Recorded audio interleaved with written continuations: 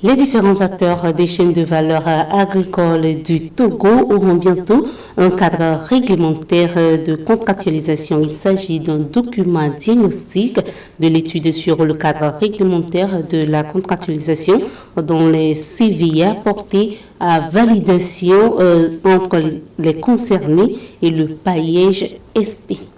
Bonjour à toutes et à tous, merci de votre fidélité. Les relations contractuelles n'ont jamais été roses entre les acteurs des différentes chaînes de valeur agricole du Togo, mais le paillage SP sifflera bientôt la fin car un document sera bientôt mis au service de ces CVA pour justement réglementer le secteur. Le dit document a fait l'objet d'un atelier de validation ce vendredi à Lomé.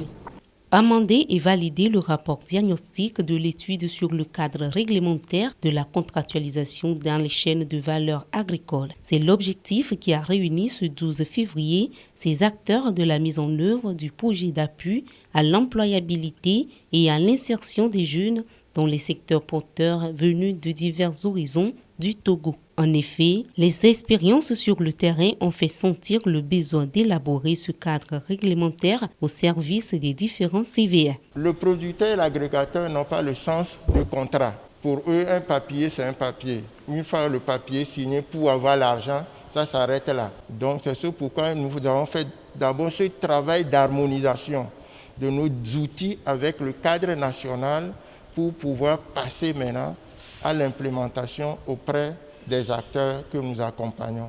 À cette phase du travail, ces hommes et femmes ont pour mission de contribuer à l'amélioration du document dans une approche participative. La dite réunion consiste à faire l'état des lieux du cadre juridique de la contractualisation entre les acteurs des CVA au Togo, appuyer l'équipe du projet dans l'amélioration des contrats et des relations contractuelles entre les acteurs, puis enfin faire un plaidoyer pour l'amélioration du cadre juridique de contractualisation entre les acteurs. D'intérêt, justement, il y a la nécessité de mettre en place un climat des affaires propice pour le développement des relations entre les différents acteurs du secteur rural. Et c'est pour cette raison que la contractualisation doit être une priorité dans le cadre justement de ce cadre juridique qui doit accompagner la mise en œuvre de la politique agricole. En 6 ans de mise en œuvre, le paillage SP a créé 30 000 emplois directs et plus de 122 000 emplois indirects. Le 62e rendez-vous mensuel jeudi 12 s'est tenu ce 11 février à Lomé au cœur des discussions. La loi de finances 2021, une occasion initiée par le FAIEJ pour informer les jeunes et femmes entrepreneurs sur les différents avantages de cette disposition de l'État dans le but de les accompagner dans ce temps de Covid-19. Isabelle Yousba, Luc Akoumani. Que c'est difficile pour les entrepreneurs togolais, surtout jeunes, de se relancer en ce temps de Covid-19. Sauf qu'au niveau de l'État togolais, le sujet est pris à sa juste valeur avec la mise en place de plusieurs mesures d'accompagnement et d'assouplissement. Parmi elles, la loi de finances 2021. Une mesure pourtant multi-avantageuse, mais qui malheureusement est plus ou moins méconnue des entrepreneurs. Le sujet a été posé pour discussion au cours de ce 62e rendez-vous mensuel, jeudi JOS, tenu ce 11 février à Lomé, histoire de permettre aux entrepreneurs de mieux cerner les contours et avantages de cette loi au profit de leurs entreprises. Toutes ces pénalités qui sont nées en cette période ne sont pas recouvrées. En dehors de ces pénalités, les entreprises qui ont beaucoup souffert, je vais parler des transporteurs routiers, du secteur hôtelier. Ces secteurs ont vu un des avantages qui leur ont été accordés pour leur permettre de renaître de leur propre cendre.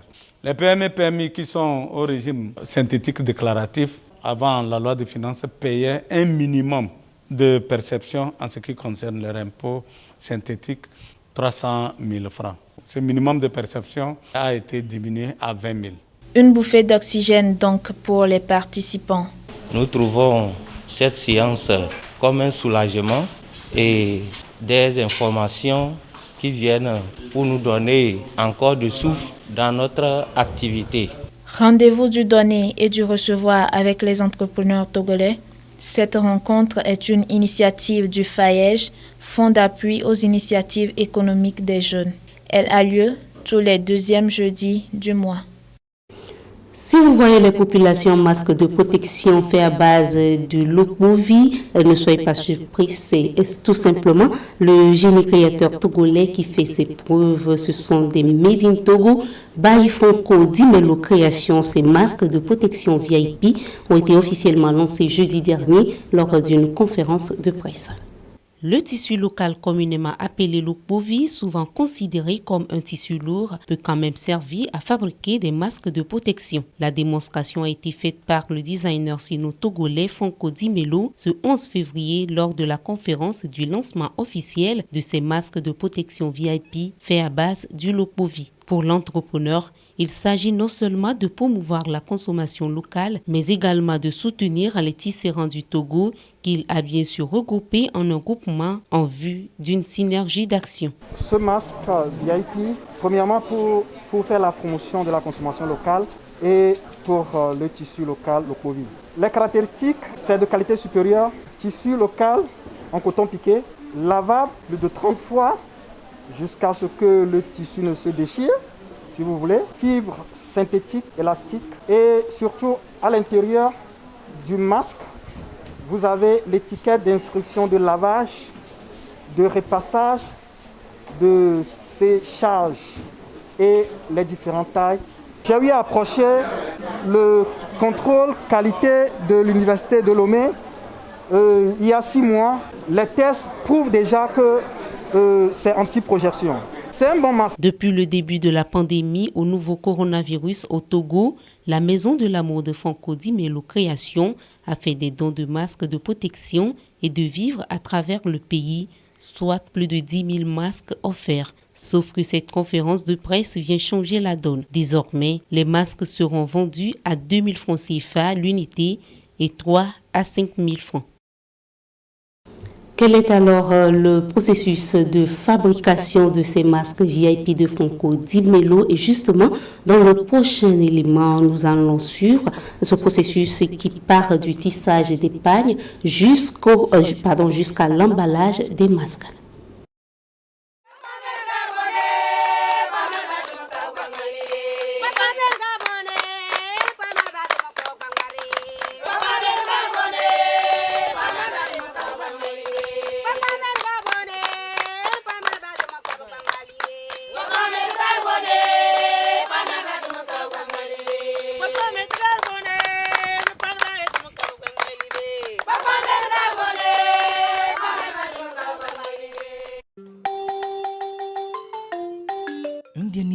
Avant la mise sur le marché, puisque destinés auparavant le plus souvent aux dons. Normal pour leur rôle de protection contre la Covid-19, ces cachinets sont plutôt particuliers de par leur motif. Il s'agit en fait des bavettes confectionnées à base du pain tissé traditionnel, communément appelé lopo en évi. À la manœuvre, ce styliste togolais qui n'est plus à présenter parmi les artisans du Togo. Un artisan reconnu surtout pour son engagement non seulement vis-à-vis de la promotion des produits locaux, mais également dans la lutte contre la maladie au nouveau coronavirus au Togo. Gabaïté alias Franco Dimelo est le promoteur de la broderie chinoise au Togo.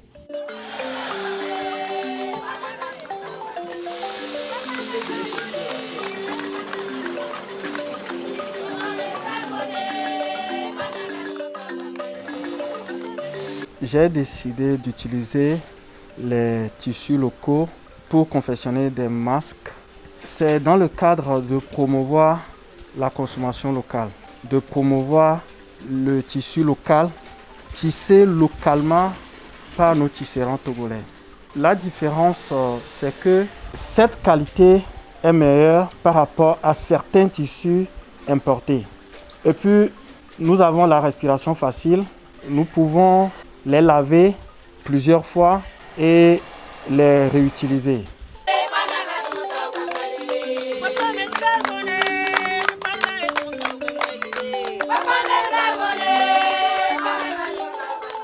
Avec des apprentis aussi impliqués avec un même degré de motivation, Franco Di Melo peut, avec son équipe, produire des milliers de masques avec une rapidité dont il a le secret et à un temps record. Souvent confectionnés aux couleurs nationales, signe de la promotion locale, ces masques en tissu local locaux sont destinés à toute catégorie de personnes. Même les enfants y trouvent pour le compte. Par exemple, il y a la taille M, il y a la taille L, il y a la taille XL. Pour les adultes, il y a la taille enfant, qui est la taille XS et puis S. Il y a les différentes tailles qu'on a mis à l'intérieur. Par exemple, ça, on a mis la taille L, conçue spécialement pour Franco Di Melo. Et vous allez voir, Made in Togo, Franco Di Melo. Et il y a l'étiquette d'instruction de lavage. Donc, dans notre masque, vous allez voir l'attention pour laver le masque. Il y a l'instruction de séchage. Comment nous devons sécher notre masque.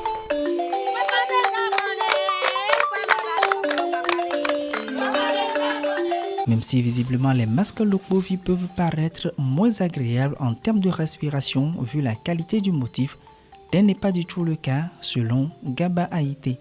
D'habitude c'est lourd, mais nous avons demandé à ce que les tisserands nous conçoivent des tissus un peu plus légers, mais répondant à la protection contre Covid-19.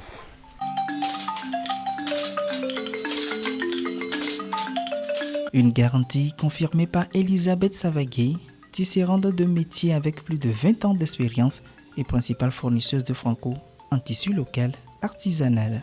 Pour le pagne que nous tissons pour Franco Di Melo, pour les cache-nez, c'est spécial. C'est un pagne vraiment très fin, bien raffiné. Parce que quand c'est trop lourd, ça serait difficile de respirer, quoi.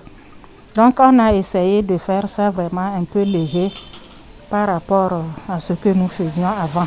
C'est moi-même qui les tisse, quoi. C'est pas que nous achetons les tissus pour lui vendre. C'est nous-mêmes qui tissons.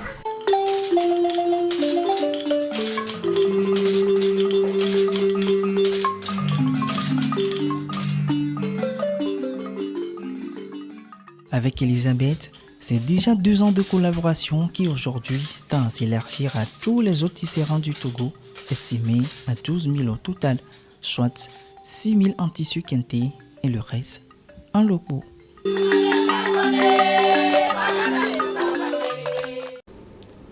C'était un dossier réalisé par Eman Aradé, Samson Kwevi. Et pour clore cette édition, pas de changement. À la tête du bureau de l'Association des journalistes sportifs du Togo, un seul candidat à sa succession, le président sortant, Sylvestre Gounoubou, a été reconduit avec plus de 85% des voix lors du congrès électif tenu mercredi dernier à Lomé. Plus de précision avec Herman Aradé et Pierre Nika. On est prêt pour mener bien notre mission. Prêt surtout pour un second mandat de 4 ans à compter de ce 10 février 2021.